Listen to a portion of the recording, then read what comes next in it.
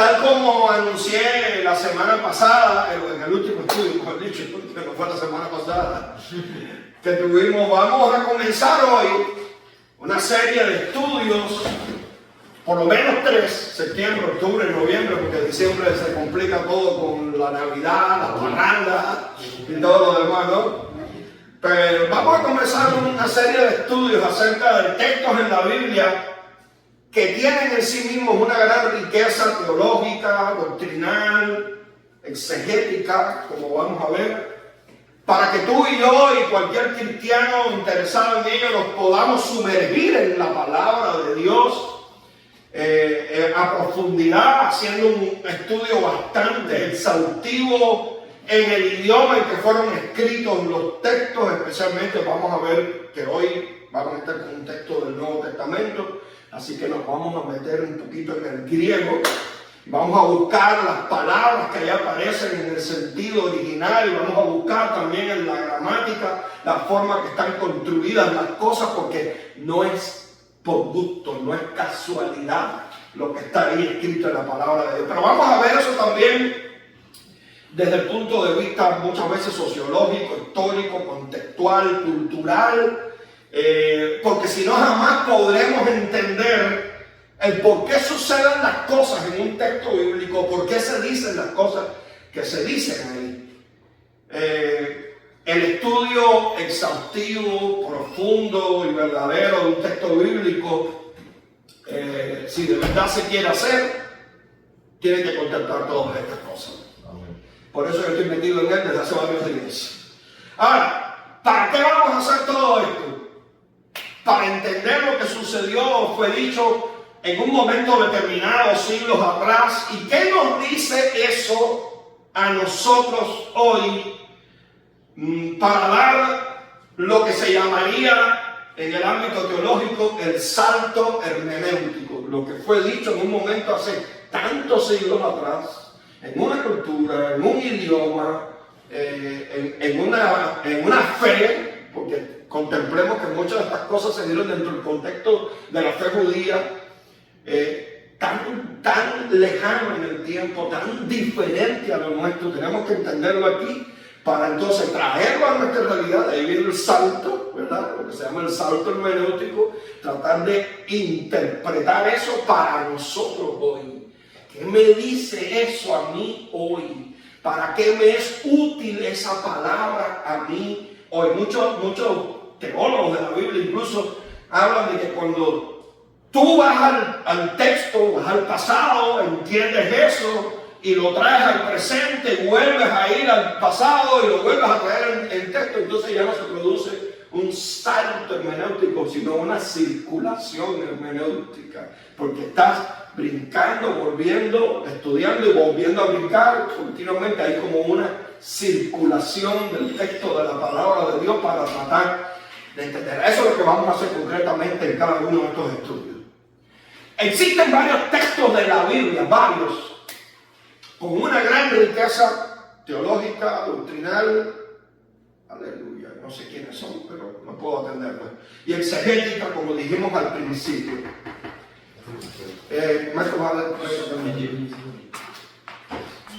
El primer texto que vamos a estudiar hoy es el texto de Juan, capítulo 1, versículos del 1 al 14. Aunque hoy vamos a estudiar solamente los 5 primeros versículos, solamente. Intenté dar todo el contenido de lo que hay en este texto. Repito, pueden irlo buscando en su Biblia ya, Juan 1, del 1 al 14. Intenté dar todo el contenido en un solo estudio bíblico, pero me fue imposible, porque es tan amplio y tan profundo que me vi obligado a partirlo en 2 para que no andemos corriendo apurados con el tiempo, lo cual no es para nada bueno si de verdad queremos aprender algo nuevo de Dios y de su palabra. Repito, Juan capítulo 1, del 1 al 14. Vamos a leer primeramente este texto en la versión Reina Valera revisada del 60, por diferentes razones que vamos a ir descubriendo a medida que transcurra este estudio. Aunque como siempre vamos también a comparar algunas versiones de la Biblia Así que vamos a leer primeramente Juan 1, del 1 al 5. ¿Quién lo tiene que me pueda leer?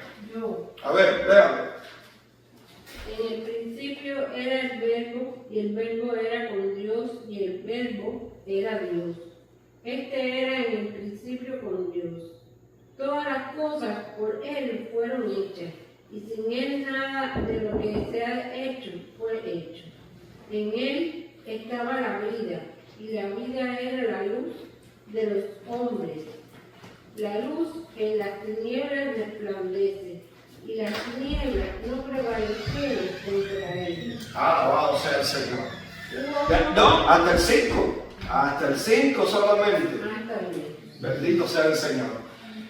No sé si el pastor Sergio se recordará, pero nosotros en el seminario empezamos a estudiar el griego justamente con este texto de Juan capítulo 1, ¿verdad, pastor? Y nos lo sabemos de memoria, ¿verdad? En lo que dice el griego en este texto, porque por ahí fue que empezamos nosotros a estudiar el griego en argé, en logos, así mismo dice en el idioma griego. Vamos a la sección número 1 de este pasaje, que va a estar solamente contemplando los versículos 1 y 2, a la que hemos llamado el logos preexistente. Vamos a ver justamente por qué le hemos llamado así. Pero fíjense cómo comienza este versículo. Dice, en el principio era el Verbo. A ver, repítalo conmigo. En el principio era el Verbo. Ese comienzo de Juan en su evangelio, ¿no les recuerda algo? Gracias. Wow. Así, eso fue así, exactamente. Si usted va a Génesis capítulo 1, verso 1, alguien que lo vaya a ir para que podamos ver que no estamos cañoneando el texto bíblico ni estamos diciendo una cosa por otra. Génesis 1:1, ¿qué dice? En el principio creó Dios los cielos y la tierra. Bendito sea Dios. ¿De verdad creen ustedes que los dos libros empiecen de la misma manera, de forma casual? Por supuesto que no. Hay una intención clara, hay una intención manifiesta de Juan, que se le atribuye justamente la autoría del Evangelio, de hacer las cosas exactamente así. ¿Por qué? Porque Él quiere que cada uno de nosotros nos conectemos con el principio de la creación al comenzar a leer ese Evangelio. ¿Por qué? ¿O para qué, mejor dicho? Para decirnos que antes que Dios lo creara todo, ya existía lo que aquí Él llama el Verbo. Repito, es lo que en griego sería en argé. Les voy a poner de vez en cuando algunas palabras en griego, porque es muy importante que las veamos. En argé, en logos. Ahí está justamente la palabra. Antes de meternos a analizar la palabra logos, que es fundamental en este texto, quiero que se fijen en esta palabrita que está justamente en el centro de esta frase, la palabra en, porque esto es, aunque para nosotros sea como una N o una N, en griego es como una E. Quiero que se fijen en esa palabrita, por favor. Esta palabra viene de un verbo griego, el verbo griego eimi, y literalmente significa ser, existir o estar. Resulta que como acabamos de ver, es el pasado imperfecto de eimi. O sea, si lo fuéramos a conjugar, como se conjugan las palabras, sería era, estaba o existía. Así que una traducción correcta del texto es: en el principio era, estaba, ya existía. Repito lo que aquí Juan llama el Verbo, según la traducción Reina Valera del 60. De hecho, el uso de esta palabra específica en griego, la palabra está indicando una existencia continua. Y explico, no es algo o alguien que fue creado en un momento determinado o que en algún momento comenzó a existir de alguna manera, sino alguien que ya tenía existencia desde antes. Está hablando justamente del verbo como algo eterno, porque existencia continua, una existencia que no tiene comienzo y que no tiene fin, existencia continua, está hablando de eterno. Y el único eterno, ¿quién es? Dios. Dios.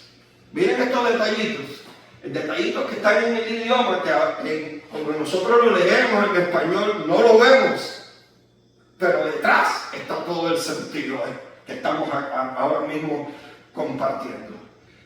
Si identificamos, no quiero adelantarme, pero si identificamos ese verbo del cual Juan está hablando con la persona de Cristo, entonces ya podemos entender cómo el texto nos está hablando de la preexistencia de Cristo. O sea, antes de que todo fuese creado, todo, y no estoy hablando solo de la tierra, sino del universo entero, ya Cristo existía.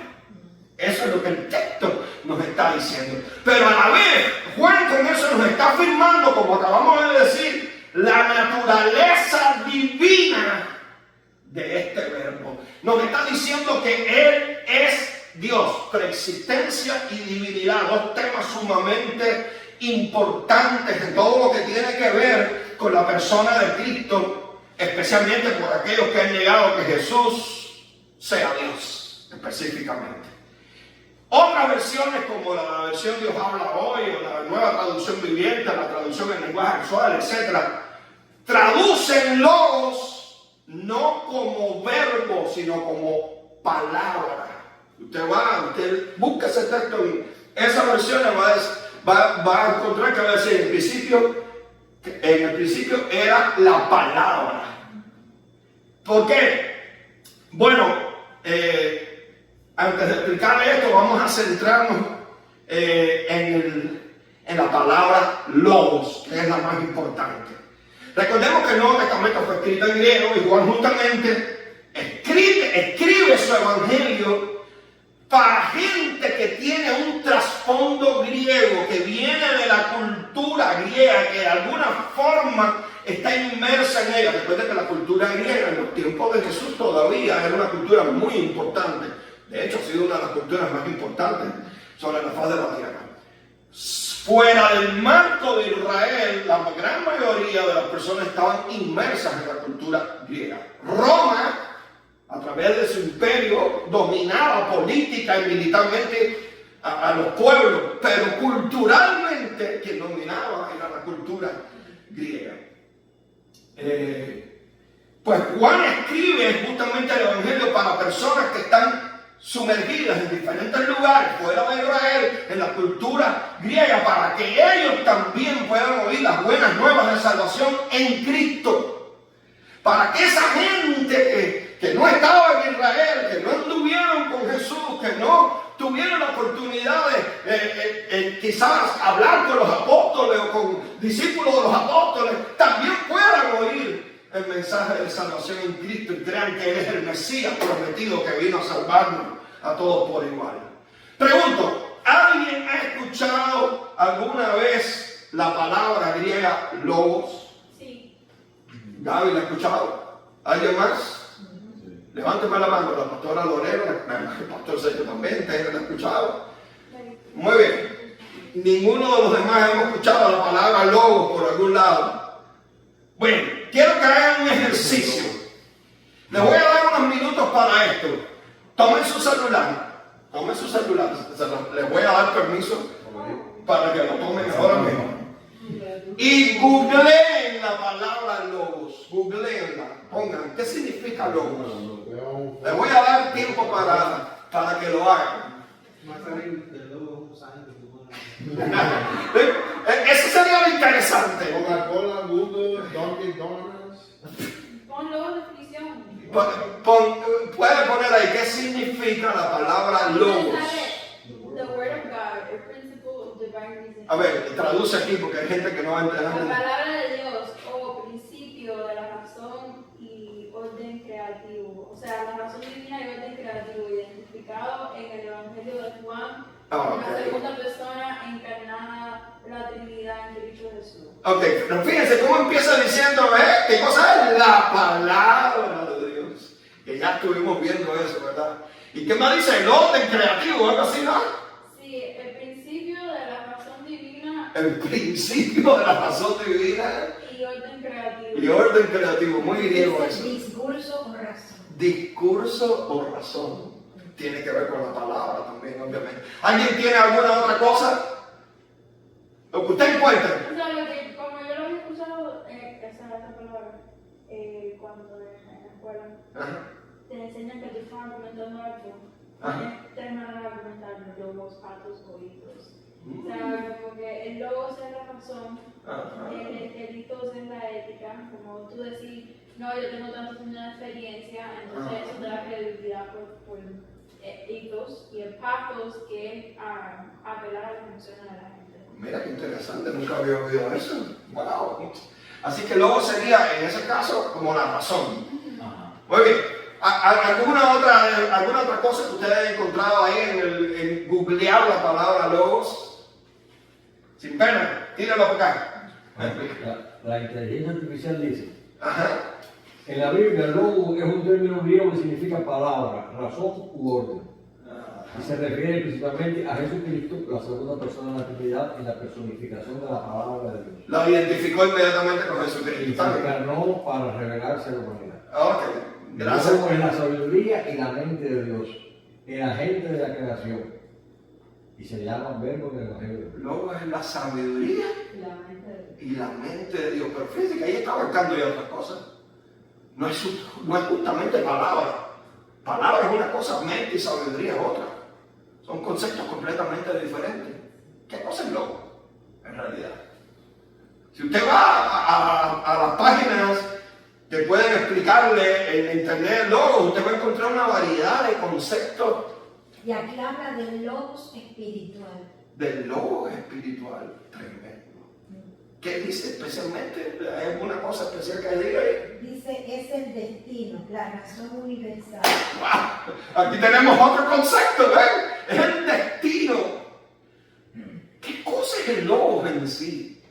Ese término dice, designa al creador una esencia espiritual. Ahora estamos hablando ya de una esencia espiritual. A ver. Aquí dice que es un referido a Jesucristo. Bueno. Particularmente dice que la palabra divina que se refiere a Dios convirtiéndose en carne. Ya. Ok.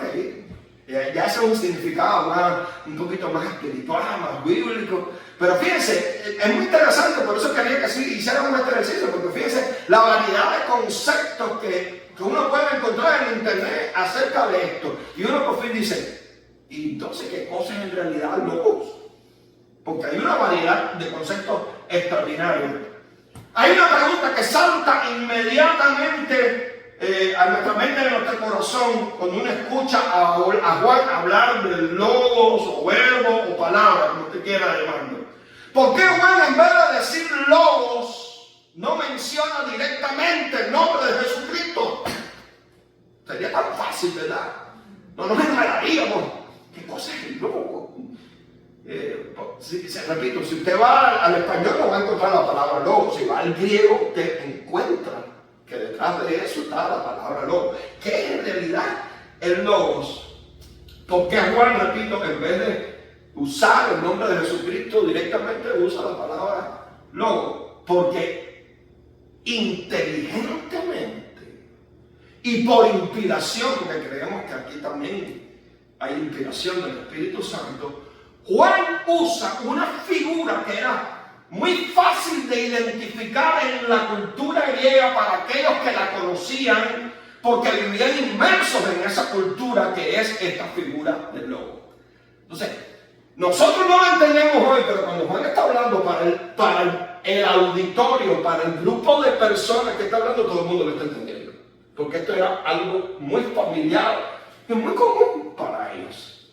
Originalmente el logos significaba para los griegos, como algunos han dicho, palabras, razón, discurso, pensamiento. Dentro del contexto de la filosofía griega, ya en un concepto más elaborado, con filósofos griegos como Heráclito y luego también Filón de Alejandría, que fue muy importante, el logos era considerado el principio racional que ordena el universo. Este es el concepto más corto. Aunque si, por ejemplo, usted estudia, yo no lo hice a profundidad, nada más que lo hice por arribita, pero usted estudia el concepto de logos en Filón de Alejandría, un gran filósofo griego, ese concepto ni siquiera estaba bien definido. Podía significar lo mismo como acabamos de ver, una cosa que otra. El concepto era demasiado amplio. Pero en líneas generales, el logos era como un intermediario entre lo divino y lo creado. Repito, como un intermediario entre lo divino y lo creado, a quien Dios encargó, estoy hablando para la filosofía griega, ¿ok? A quien Dios encargó la creación de todas las cosas. ¿Por qué? Porque Dios, dentro de la filosofía griega, no había manera de que ellos pudieran concebir que pudiera ensuciarse, contaminarse con lo material, porque para los griegos lo material, la materia, la carne era sucia, era mala, estaba corrompida por el pecado. Y Dios es un Dios tan santo y tan bueno que no podía ensuciarse las manos, por decirlo de alguna manera, haciendo lo material, haciendo las cosas materiales. ¿Qué hace, hermano? Toma esa figura muy popular que los que tenían, repito, un trasfondo griego, para decirle, yo conozco ese logo. Escuchen. Pero él no es el intermediario de la creación, es la imagen perfecta de Dios. Dios mismo, el que hizo todas las cosas. Usa lo conocido. Usa los propios conceptos y categorías de las personas a las que Él les está hablando para llegar a ellos con el mensaje de la salvación. Es una estrategia. ¿Me entienden? Les entra por algo que es conocido para ellos para decirles, ese logo es Cristo. Pero ese logo es diferente a lo que ustedes creen. Este logo ya existía desde antes. Ya estaba creando todas las cosas. Y ese logo, como vamos a ver, era Dios. Pablo, déjenme decirle, hizo lo mismo en Atenas. Exactamente lo mismo. Vayan conmigo a Hechos capítulo 17, por favor. Porque vamos a leer ahí un versículo muy interesante. Dice que llevan a Pablo a Atenas, lo trajeron al famoso Areópago de Atenas, que era donde se paraban muchos grandes filósofos a disertar y a decir sus discursos acerca de un tema, acerca de un asunto. Ahí se reunían, repito, grandes filósofos y pensadores griegos, y lo trajeron para que Pablo expusiera sus creencias, sus ideas, sus pensamientos. Y ahí en el Areópago se pasaban toda esa gente horas y horas disertando y meditando en esas cosas. Pues ahí llevaron a Pablo para que hablara de Cristo. Y Pablo comenzó diciéndoles que paseando por la ciudad, vio que ellos eran muy religiosos, porque tenían altares a dioses de todo tipo. Era muy común en Grecia. Pablo lo que encontró de altares a dioses, a nombres de dioses por todos lados, a un dios para esto, un dios para aquello, un dios para lo otro, era mucho. Y entre esos altares vio un altar que decía, al Dios no conocido.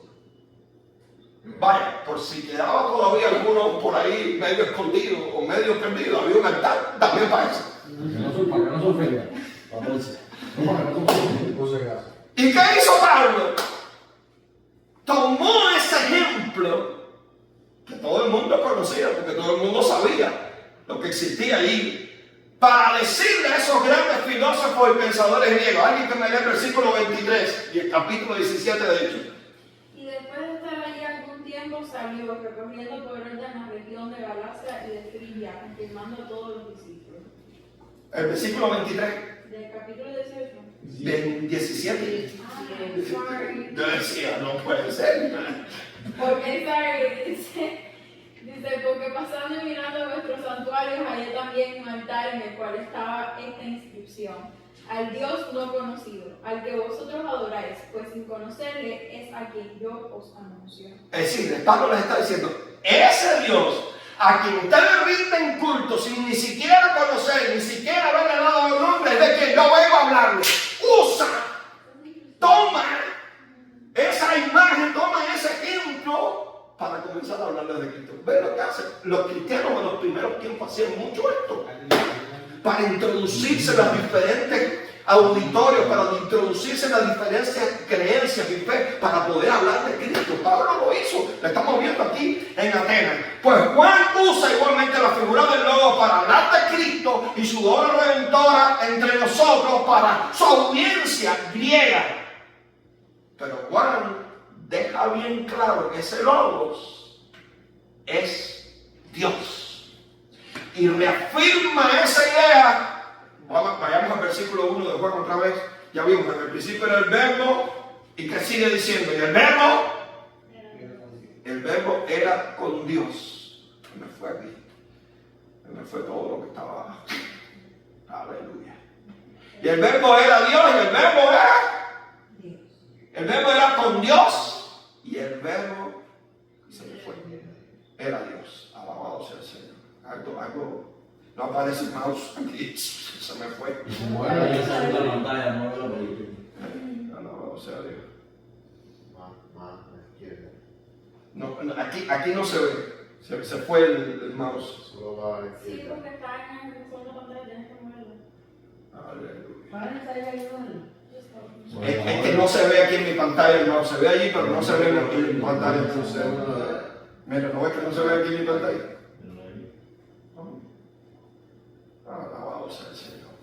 La juventud divina que son. Es como usar una pantalla. Ok. Ya se saben. Muy bien. Gracias. Y el verbo era con Dios y el verbo era Dios. No sé por qué. Y ahora no aparece la palabra. Alabado sea el nombre de Jesús. Mira, ahí me parece una cosa. Sí. Ok.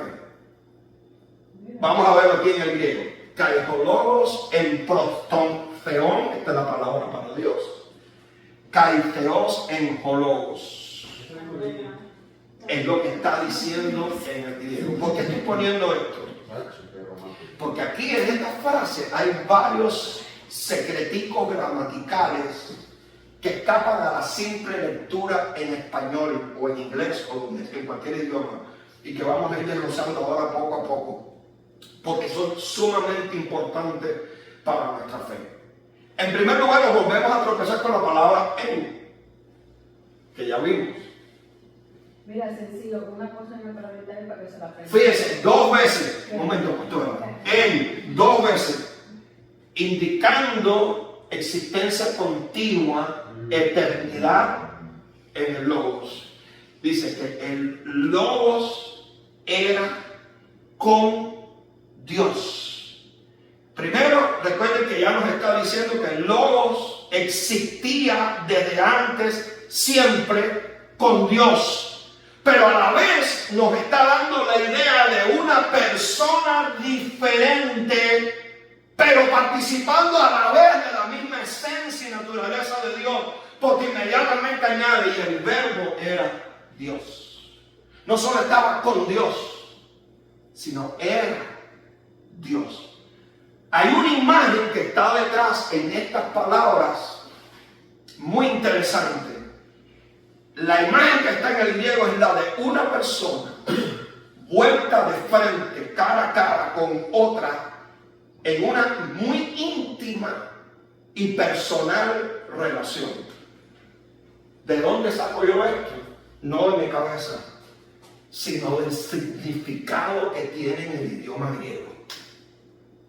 Cualquiera que sepa un poquito de griego sabe que estas palabras están indicando, cuando dice el verbo era con Dios, la imagen que está detrás es de una persona frente a la otra, pero en una tan íntima y personal relación que participan de la misma esencia y naturaleza. ¿Qué es lo que está diciendo eso? ¿Alguien me puede decir?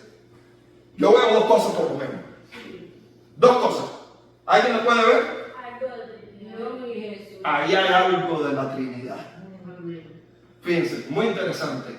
Ese texto comienza a afirmar una doctrina que es fundamental para la fe cristiana, que es la doctrina de la Trinidad. Una doctrina a la que muchos hoy repudian, no creen en ella. Usted lo va a ver continuamente en las redes sociales, porque dicen que ni siquiera la palabra Trinidad aparece en la Biblia. Puede que no aparezca la palabra Trinidad en la Biblia, pero el concepto de lo que es la Trinidad sí está presente en textos como este. Dos personas vueltas una a la otra, pero con la misma esencia, participando de lo mismo, porque no hay diferencia entre una y otra. Lo mismo que tiene uno, lo tiene la otra, pero son dos personas. ¿Me entienden? Dos personas con la misma esencia y la misma naturaleza, porque son exactamente lo mismo. Ahora vamos a tocar este punto. ¿Por qué la versión Reina Valera del 60 y también otras deciden traducir logos como verbo y no como palabras como se hacen otras? Porque estarían afirmando con eso que Cristo es la palabra viva de Dios, lo cual no deja de ser verdad, por supuesto, ¿verdad? ¿Por qué Reina Valera del 60 usa la palabra verbo y no palabra? Aquí hay detrás un argumento histórico como teológico. Cuando los manuscritos originales en griego se tradujeron al latín, porque el latín, para los que lo sepan, porque ya es una lengua muerta, ya no se habla, ya no se usa, sí llegó a ser muy importante en la historia de la iglesia, ¿verdad?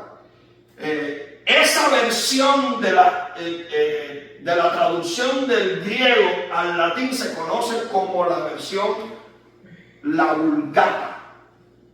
Se conoce como la versión Vulgata y fue hecha por San Jerónimo, uno de los llamados padres de la iglesia.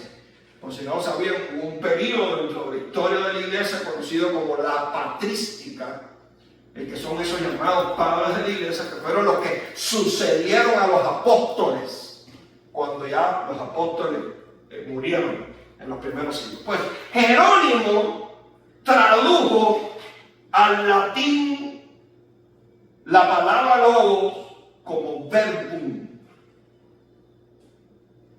Verbum, esta palabra está en latín obviamente, significa justamente palabra o discurso. Pero ¿qué hicieron los traductores de la Reina Valera del 60? Siguieron el mismo camino de la traducción al latín y tradujeron logos como verbo, manteniendo la continuidad histórica de la Vulgata y con la tradición también, la traducción al español. Pero también hay una razón teológica, porque ya sabemos que la filosofía griega, logos, implica razón, orden, principio que da sentido al universo. Y traducirlo como palabra podría no transmitir correctamente la idea de acción en un Dios que siempre está haciendo cosas, creando cosas y revelando cosas. No siempre palabra indica acción. Por eso fue que usaron verbo, porque un verbo en cualquier idioma implica acción, justamente. O sea, significa que no solo Dios habla, sino también actúa. Por eso conservaron la palabra verbo. Y que su palabra tiene un poder creador y salvador. Por eso es que la Reina Valera del 60 se quedó con la palabra verbo. Bueno, me tomé un poquito de tiempo para explicarles bien todas estas cosas, porque como acabamos de ver, solamente estos versículos en sí tienen detrás una gran riqueza teológica y exegética y doctrinal. Vamos a ir avanzando ahora un poquitico más para abarcar todo lo que queremos abarcar hoy. Vamos a la sección número 2, que está en el versículo 3. ¿Alguien que lea el versículo 3 otra vez? Esta sección la hemos llamado el poder creador del Logos, justamente. Versículo 3, ¿alguien que lo lea? Todas las cosas por él fueron hechas y sin él nada de lo que ha sido hecho fue hecho.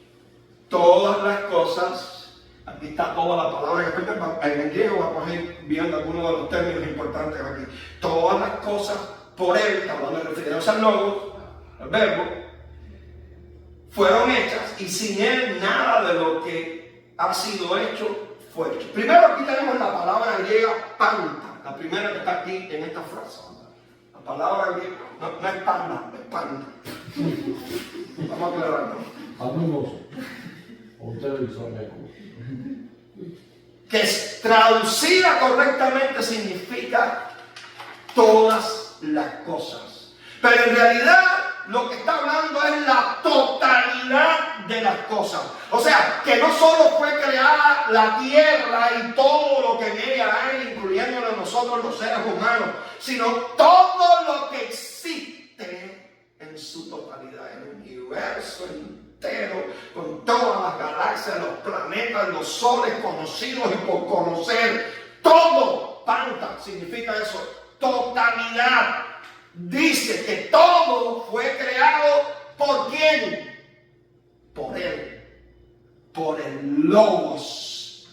Aquí hay algo también muy interesante en el griego, porque lo que en verdad es traducido como por él, que es en el griego esta frase, diautú,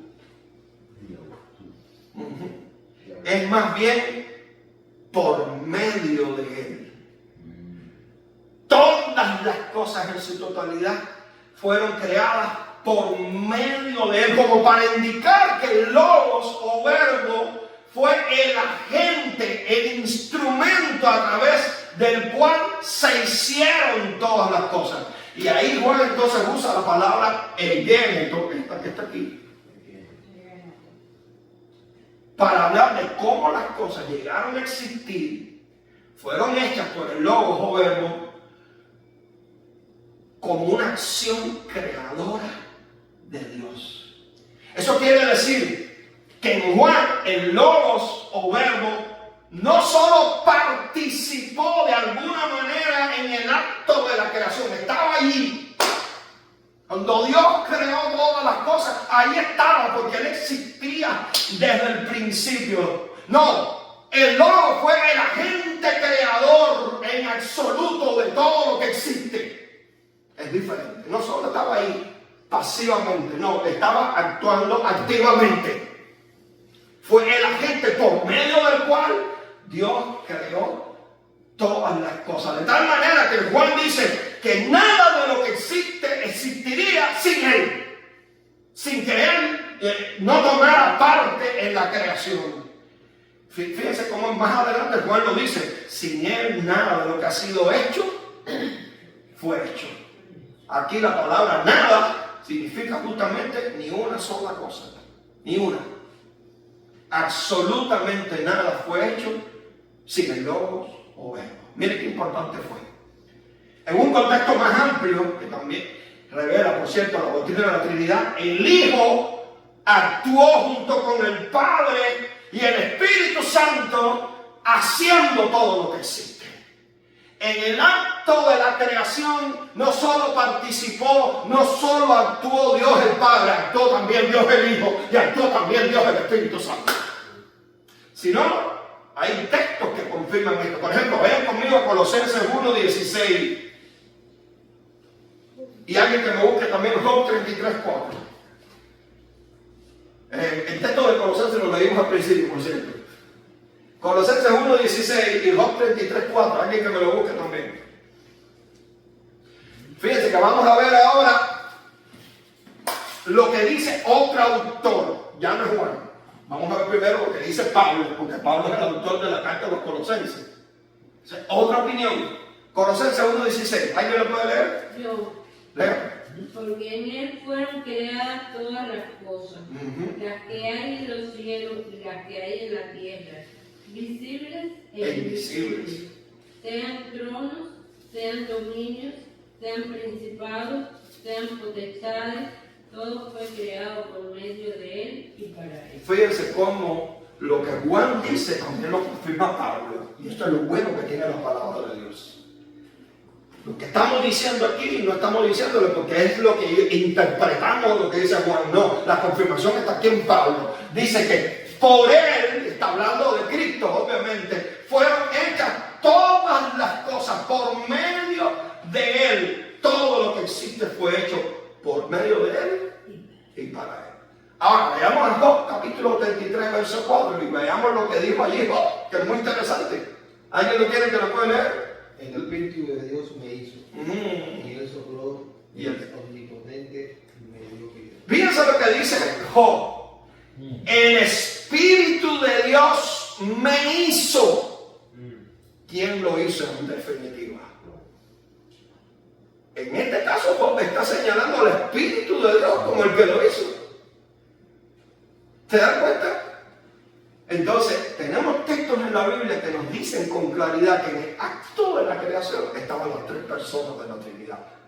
Textos que hablan a favor, una vez más, de la doctrina de la Trinidad. Está claro. Para no meterme ahí. El Espíritu de Dios se movió Movía. sobre la faz de la... Exacto. Pero como el tema no es la Trinidad, no me quiero meter, solamente estoy buscando textos que nos hacen ver cómo lo que está diciendo Juan no es una locura, no es algo descabellado, sino es algo que está confirmado también en diferentes textos de la palabra. Juan insiste en relacionar el logo con la creación de todas las cosas, porque en el tiempo en el que él escribe existían ya dentro de la propia iglesia varias tendencias y hasta herejías completamente alejada de la verdad de Dios. Y Juan, inspirado por Dios, no solo quiere decir que él mismo supo, vio, oyó, fue testigo de primera mano de todas estas cosas, sino sobre todo quiso combatir lo que estaba mal. La primera de esas tendencias o herejías fue ver al Logos como un ser creado, por el cual Dios hizo todas las cosas. Los testigos de Jehová, por ejemplo, siguen esta línea de pensamiento. Juan dice que el Logos no fue creado, porque ya lo hemos visto. En la manera en que él habla, nos está diciendo, él siempre ha existido. Antes de que todas las cosas fueran hechas, ya él existía. Él no tuvo un principio, él tiene una existencia continua, él es eterno. No tiene un principio ni va a tener un final. Eso es lo que está diciendo Juan en todos estos pasajes. La segunda herejía que combate Juan, que los ángeles participaron de la creación. Era algo que estaba muy de moda en su tiempo. Es lo que se conoce como una angelología extraordinaria. Y gente que cree que los ángeles están metidos en todos lados, haciendo de todo tipo de cosas. Bueno, Juan combate este tipo de herejía diciendo, no fueron los ángeles los que hicieron las cosas, fue el verbo de Dios. Y la tercera herejía que combate es el llamado gnosticismo. Gnosticismo viene de la palabra griega gnosis, conocimiento. Y este grupo es un grupo que surge dentro de la misma iglesia, influenciado por la filosofía griega, una vez más. Por eso es que Juan tiene que combatirlo. Un grupo que cree que solo a través de un conocimiento sobrenatural de Dios, una iluminación que viene de lo alto, tú puedes ser salvo. Ahí no hay experiencia personal, ahí no hay más nada. Que eso que era propio de la filosofía griega, el pensamiento, ¿verdad? Que se eleva, que tú recibes algo sobrenatural, todo es muy cerebral. ¿Me explico? Nada del corazón. Y por supuesto, el gnosticismo, al beber de la filosofía griega, pues compartía muchos de los puntos que compartían los filósofos griegos. Dios no podía hacerse hombre en realidad, porque eso significaba que Dios se ensuciaba las manos con la materia y Dios no podía hacer eso de ninguna manera. ¿Entienden? Esto fue un movimiento dentro de la misma iglesia. Gente que creía esto, que promulgaba esto, llegó a ser una gran amenaza. El movimiento gnóstico llegó a ser una gran amenaza dentro de la iglesia de los primeros tiempos, y Juan se dedica justamente a combatir esta herejía que niega muchos de los puntos fundamentales de nuestra fe cristiana. Juan dice: Dios junto con el Hijo y el Espíritu Santo lo creó todo. Hablando acerca de esto, alguien dijo, número uno, el cristianismo siempre ha creído que la creación partió de la nada. No creemos que en su creación del mundo Dios tuviera que usar la materia ajena y mala. No creemos que el mundo empezara ya con un defecto de fabricación ni que tuviera su origen en Dios y en algo más. Nuestra fe es que detrás de todo eso está Dios y solamente Dios. Número dos, el cristianismo siempre ha creído que este mundo es de Dios. Lejos de estar desconectado del mundo, que no tiene nada que ver con él, como si lo eran y lo estaban los dioses griegos. Porque los dioses griegos, para los mismos griegos, estaban allá arriba, en donde ellos habitaban, y no les interesaba para nada los asuntos humanos, solamente de vez en cuando, para su concepto, se metían en algo de la tierra. Juan está diciendo que nuestro Dios sí tiene que ver con este mundo, porque Él fue el que lo creó. Hay una gran diferencia entre una cosa y otra. Dios no está desconectado del mundo. Dios está íntimamente comprometido con él. Los gnósticos trataban de echarle la culpa al creador del mal que hay en el mundo.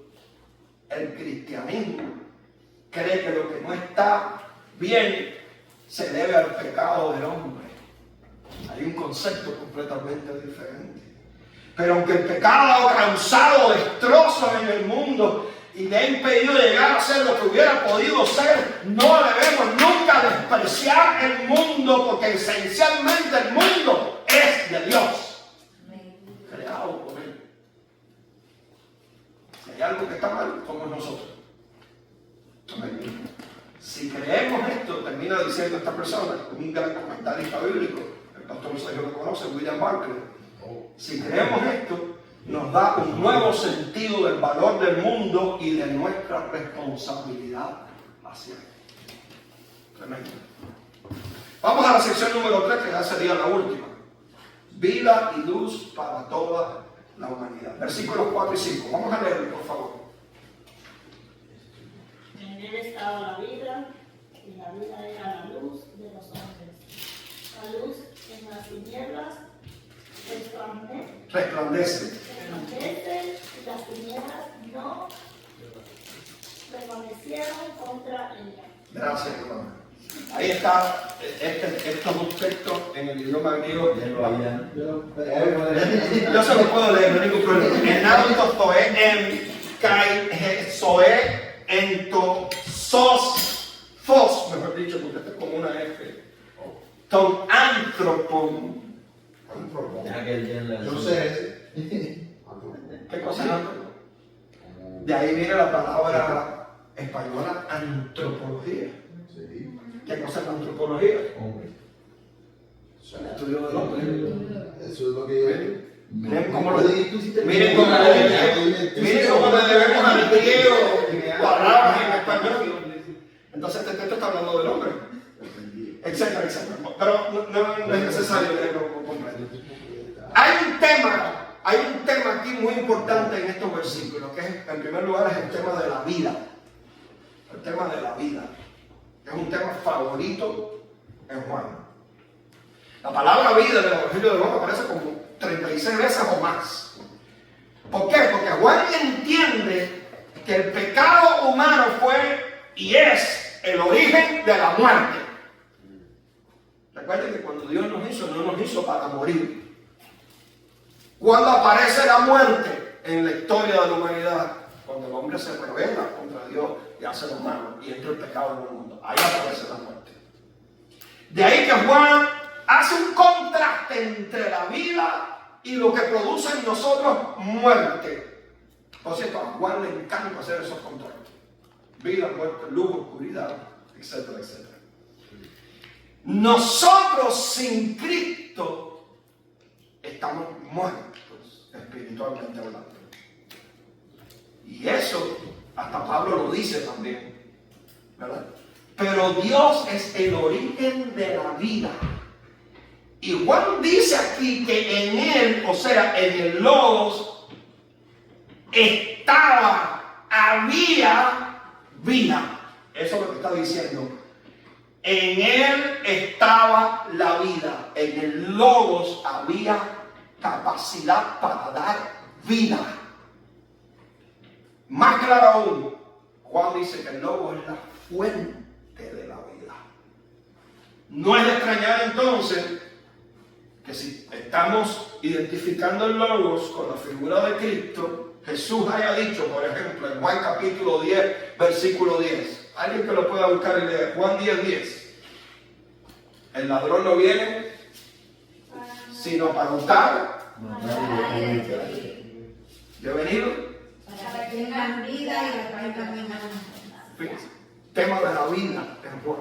Yo he venido, dijo Jesús, para que tengan vida. Yo les puedo dar vida.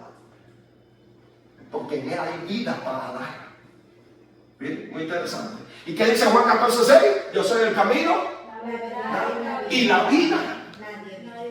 Y nadie viene al Padre sino por mí. El único que puede dar vida es Dios. Dios es el autor de la vida, no de la muerte. ¿Entendemos? La muerte es parte de la existencia humana por los motivos que ya conocemos. Pero Dios es el que da vida. Y Juan dice, en el Logos hay capacidad para dar vida. Vida en todos los sentidos. Vida física y vida espiritual. Las dos. Porque hay gente que ha estado físicamente muerta y el Logos le ha dado vida. ¿Sí o no? Y tenemos en la Biblia muchos ejemplos con Jesús. De gente que murió y a la que Él le dio vida. ¿Quién podía dar eso? Solo Cristo. ¿Quién es el único que puede dar vida eterna? Que es la otra clase de vida. Recuerden que la vida eterna también se comienza a vivir aquí y ahora, desde el momento que andamos con Cristo. Desde el momento en que recibimos a Cristo, ya estamos en el camino hacia la vida eterna, del cual la muerte es solo la puerta que se abre hasta que lleguemos allá. Amén. ¿Quién es el que puede dar vida eterna? Cristo.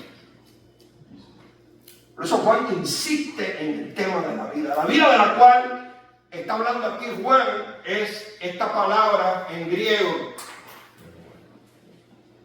Zoe. Porque tiene un acento. Esto es como una Z y esto es como una O. Zoe. Vida viene de esa palabra en griego. Y repito, no es solo vida física, biológica, existencia terrenal, sino una vida plena, calidad de vida en Cristo. Porque hay gente que vive por vivir. Pero la vida de la cual está hablando Juan es ese tipo de vida, una vida plena, una vida que se vive con propósito, una vida fructífera, victoriosa, plena. El Logos de Juan no solo tiene esa vida que todos necesitamos, sino que también nos la puede dar.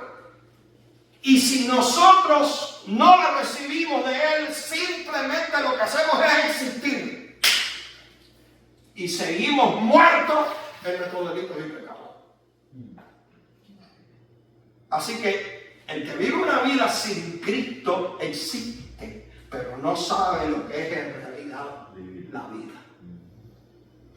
Hasta que no recibimos a Cristo como nuestro Señor y Salvador y Rey, no se puede decir que de verdad vivimos. Jesús es el único que puede hacer que nuestra vida valga la pena vivirla. El único. Y con Él la muerte física no es más que el preludio hacia una vida mucho más plena y eterna en la presencia de Dios. Así que la vida de la cual Juan está hablando aquí con la palabra Zoé es una vida plena y abundante en Cristo, aquí en la tierra, pero también vida eterna más allá de la muerte en la presencia de Dios. Amén. Ahora también Juan asocia en estos versículos que acabamos de leer la palabra Zoé, vida, con Fos, que es lo que nosotros traducimos como luz. Juan asocia una cosa con la otra. Fíjense, en él estaba la vida y la vida era la luz. Fíjense cómo asocia vida con luz. La luz de los hombres. Bendito sea Dios. Y dice Juan que el que recibe y tiene vida en Cristo recibe también luz. Escúcheme, no hay manera que nuestra vida brille, esté iluminada, si no recibimos primero la vida que viene de Dios. Cuando recibimos vida, recibimos a la vez luz. Las dos cosas vienen a nuestra vida y a nuestro corazón. Yo soy la luz del mundo. Vamos para allá. Si no tienes la vida que da el Hijo de Dios, no tienes luz. ¿Qué es lo que tienes? Si no tienes luz, ¿en qué andas tú entonces? ¿O en qué anda una persona entonces si no tiene luz? En oscuridad y muerte. Y vean ahí el contraste. Vida, muerte, luz, oscuridad. Cuando una persona recibe a Cristo en su corazón, recibe una luz que ilumina todo y empieza la oscuridad de su vida a retroceder, a dispersarse, a desaparecer. Por lo que comenzamos, es como si se nos abrieran los ojos. ¿Sí o no?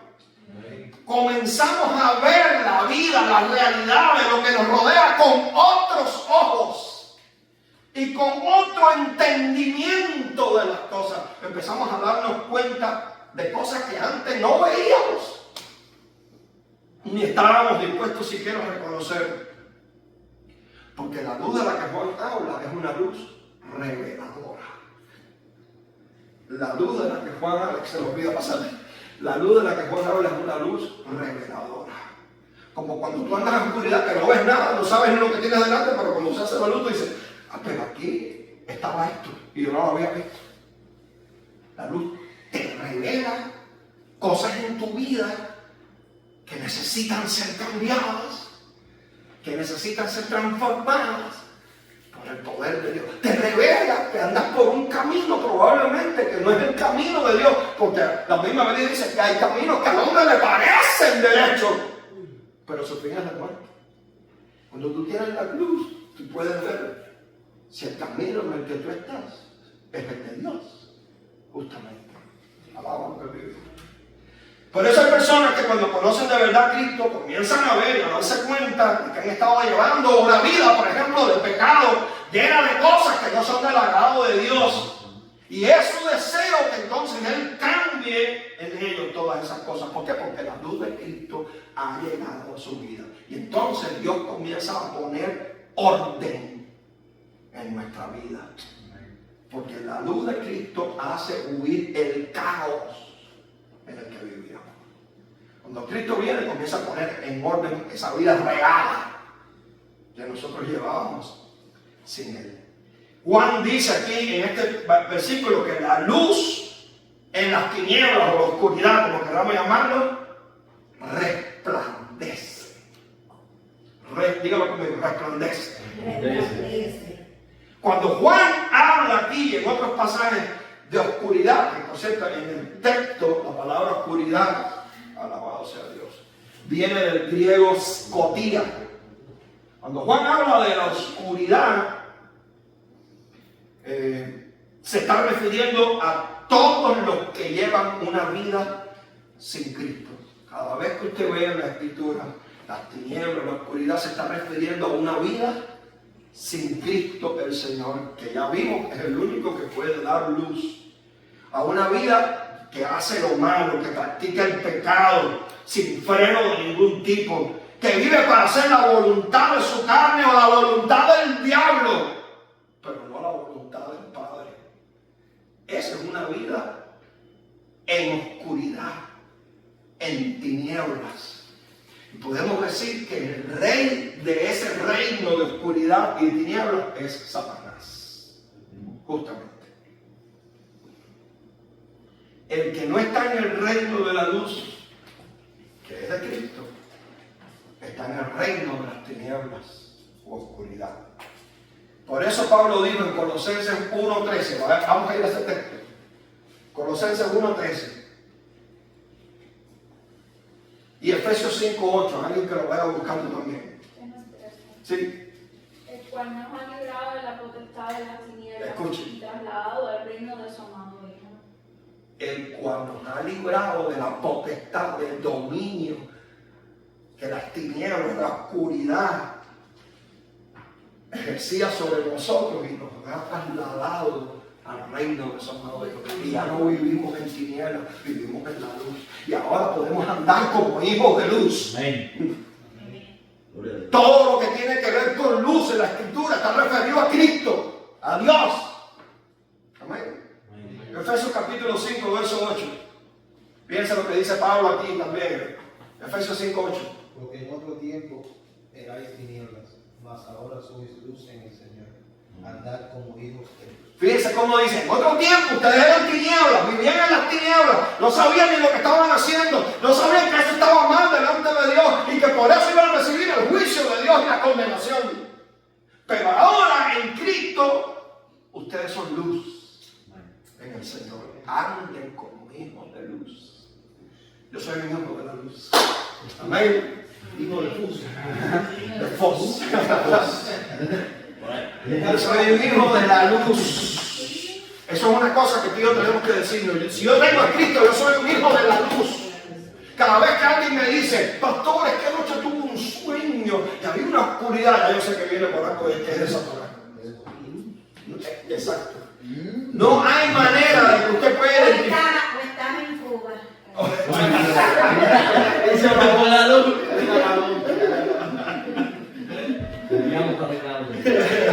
Mucha oscuridad. Porque esas son cosas que ya uno puede identificar inmediatamente. Cuando usted sueña, algo que tiene que ver con tinieblas.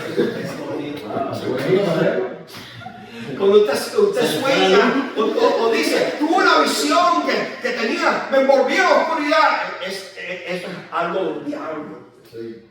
No tiene que ver con Dios. Lo de Dios tiene que ver siempre con luz. Bendito sea el nombre del Señor. Esto es algo que Juan maneja continuamente en su evangelio. Hay una cosa más, la oscuridad no soporta la luz. La oscuridad no soporta la luz. Es más, es hostil a ella. Por eso, no debería nunca extrañarnos que la gente que anda en oscuridad, que anda sin Cristo alrededor de nosotros, no solo no nos entienda, no entienda nuestra fe, no entienda nuestros principios, no entienda nuestros puntos de vista, porque nadie puede entender eso hasta que no se someta a Cristo el Señor. Nadie. Y al contrario, los odia, los combate, va contra ellos y va contra nosotros. Y puede usar, como hemos visto, hasta la violencia para callarnos. Por eso hay tantos cristianos todavía hoy dando su vida por causa de su fe en Cristo alrededor del mundo, siendo masacrados. Porque quiero decirle que lo que pasó con Charlie Kirk no es lo único que pasa en el mundo. Hay muchos cristianos en el mundo dando su vida ahora mismo por causa de su fe en Cristo. Lo que pasa es que las noticias no lo dan. Y eso es muy sospechoso. Muy sospechoso. Hay muchos lugares, muchos lugares. El Congo ahora mismo está invadido por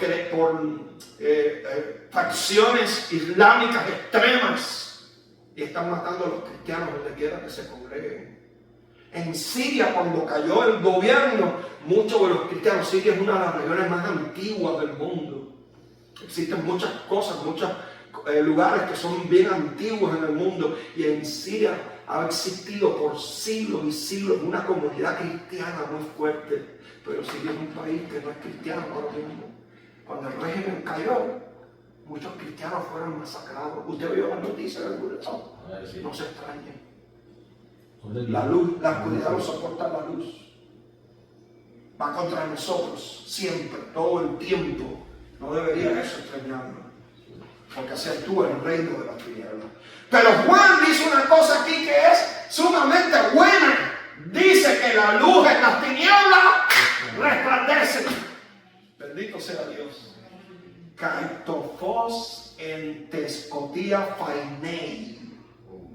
Quiere decir que aunque las tinieblas, la oscuridad quieren imponerse, la luz siempre va a continuar brillando y nada ni nadie la va a poder apagar o derrotar. Es más, en medio de las tinieblas, en medio del pecado, de la violencia, de la maldad, es cuando más la luz brilla. Los que venimos de Cuba, sabemos que al principio de la mal llamada Revolución Cubana, los cristianos fuimos perseguidos, discriminados.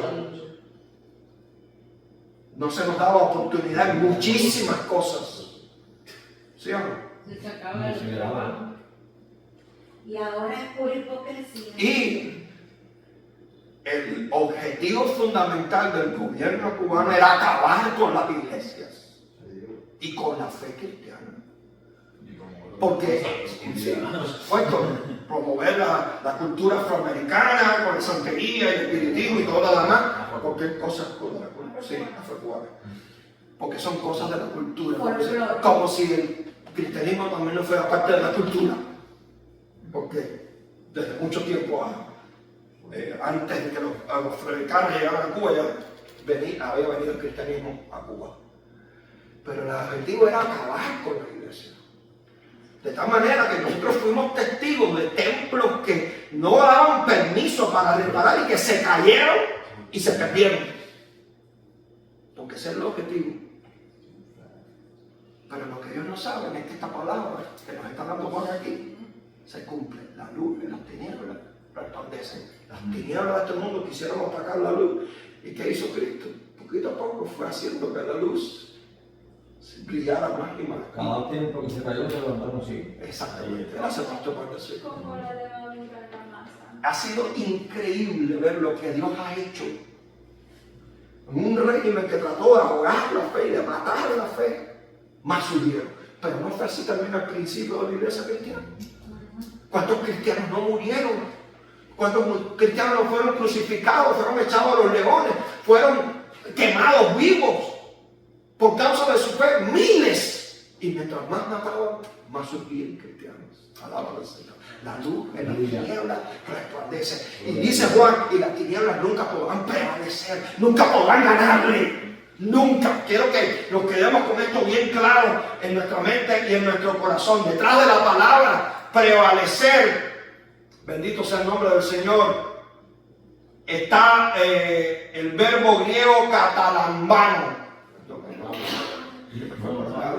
Ahí está. Catalambano, que significa asir, o sea, agarrar una cosa para apoderarse de ella, para arrebatarla, para dominarla.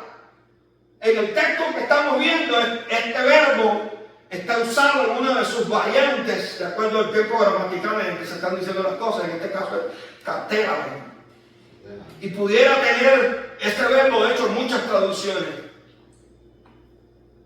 Nosotros la leemos en la Reina Valera del 60, no prevalecieron, pero pudiera ser, no pudieron dominarla.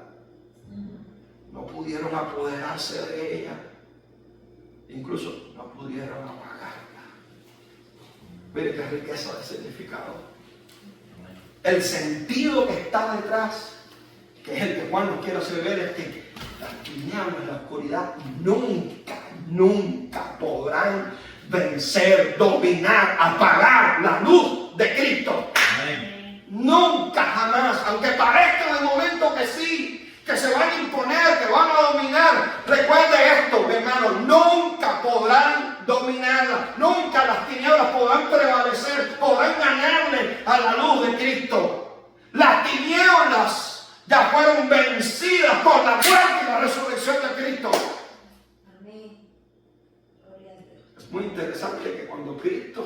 se resucita a la luz de la mañana. ¿Nunca han pensado eso? Al surgir el sol, al amanecer del día. Hay un gran significado en eso. Como diciendo, las tinieblas de la noche fueron vencidas. Las tinieblas de la muerte fueron derrotadas. Cuando mucha gente pensó que ya la historia se había acabado, no sabía que eso no era un punto final, sino un punto y seguido. Qué lindo el Señor. ¿Ven cómo podemos ver las cosas ahora con otros ojos? A lo mejor nunca habían visto la resurrección de Cristo desde esa óptica, ¿verdad? Al amanecer en la luz de la mañana. La luz de Cristo. Bendito sea el nombre del Señor. Así que lo que Juan está diciendo aquí, las tinieblas no prevalecerán sobre ellas, no es solo una afirmación, es también una promesa. Amén. No es algo que Juan dijo, es una promesa. Porque aunque sigan sucediendo cosas que parezcan que la luz, que las tinieblas van a dominar, recuerden este texto, nunca prevalecerán. Nunca. Es una promesa de Dios. Las tinieblas nunca podrán ganarle a la luz. La luz siempre en las tinieblas resplandece. Como cuando usted está en un cuarto oscuro y enciende aunque sea un fósforo. Aunque sea un fósforo. Ya usted comienza a ver. Ya usted sabe por dónde tiene que caminar. Las tinieblas empiezan a morir. Un solo fósforo. Y usted no se cae. Usted no tropieza. Porque la luz en las tinieblas resplandece y las tinieblas nunca podrán prevalecer sobre ella. Eso nos da un sentido de fe y de esperanza muy poderoso para nuestra vida y para cualquier circunstancia que tengamos que vivir o que estemos viviendo ahora mismo. Aunque el enemigo me está atacando y parezca que me va a dominar, nunca me va a poder dominar. Si yo sigo con Cristo, la luz en las tinieblas resplandece y las tinieblas no me van a derrotar. Quiero que me conteste esta pregunta y con esto ya vamos a terminar. ¿Qué significa esto último para nosotros? Piensen y demos la respuesta. ¿Qué significa esto para nosotros? De que la luz en las tinieblas resplandece y las tinieblas nunca podrán prevalecer sobre ella. ¿Alguien me quiere comentar? Yo, ¿Sí? que antes vivíamos en las tinieblas y esta luz nos alumbró nuestros pensamientos, nuestros sentimientos, nos iluminó de una forma que, como se ha hablado aquí, ya nosotros podemos recibir perdón de pecado, vida eterna, pero fue porque vivíamos metidos en una oscuridad, en una maldad, rodeados sin saberlo ni siquiera, pero que gracias a Dios que nos sacó de esa oscuridad. Cuando vino Cristo todo eso se fue. Toda la oscuridad se fue. ¿Qué más? ¿Qué significa esto para nosotros? ¿Qué significado eso tiene para tu vida? Victoria. Victoria, ¿verdad? Salvación. Salvación. Es un sentido de seguridad también. Un sentido de seguridad. Como que no me importa lo que digan el noticiero ni la negatividad de la gente, al final yo sé que mi Dios siempre gana. Ajá, eso es muy buena reflexión. La ansiedad no me va a vencer, no, el temor no me va a vencer, ni Dios gana. Exactamente. Es muy buena reflexión, Gabriel. ¿Qué más? Tere. Me hace pensar este texto en otro, que en el mundo tendremos aflicciones, pero confía, dice el Señor, yo he vencido al mundo. Es decir, que Jesús es nuestra luz y aunque haya tinieblas a nuestro alrededor, Él sigue siendo esa luz para nosotros y no tenemos por qué temer a caer ni a tropezar.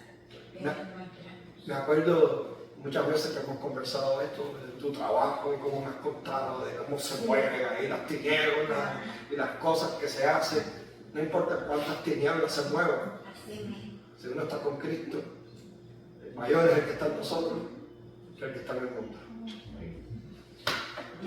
nosotros a través de que ya sabemos que estamos caminando en la luz, podemos traer llevar esa luz a otros que aún están caminando en las tinieblas. Correcto. A mí me impresionó mucho los testimonios que el pastor Samuel dio el domingo. Esos testimonios de gente con cáncer, viviendo una situación tan extrema, tan difícil, ¿verdad? Cómo Dios puso su mano sobre ellos, cómo ellos, al ver esa luz, lo que Dios estaba haciendo en ellos, lo compartieron con otros inmediatamente. Era un hombre evangelista. Así, sin necesidad de un curso, ni una preparación, ni nada. Lo que yo viví, lo que yo sentí, lo que yo vi, lo comparto con otros. La luz. Porque ¿qué luz tiene que haber recibido esa gente? Porque cuando las tinieblas de la muerte se cernieron sobre ellos. Porque así fue.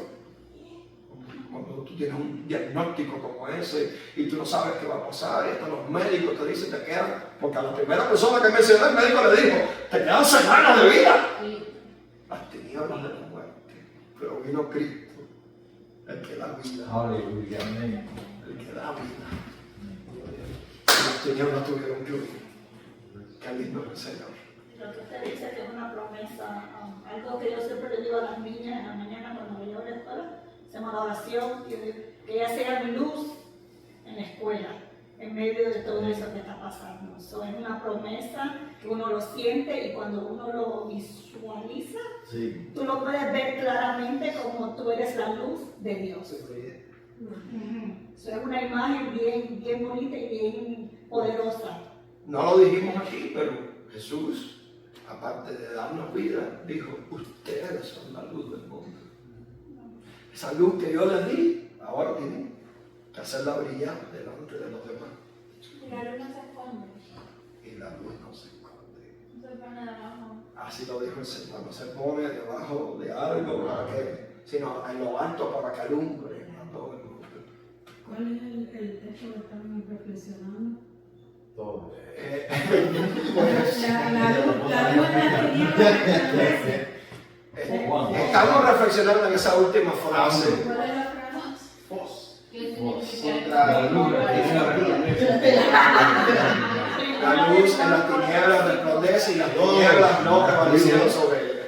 Yo quería decir algo. Amén. A veces en el ministerio pastoral uno se da cuenta de que hay personas que tienen miedo a enfrentar lo que está dentro de ellos.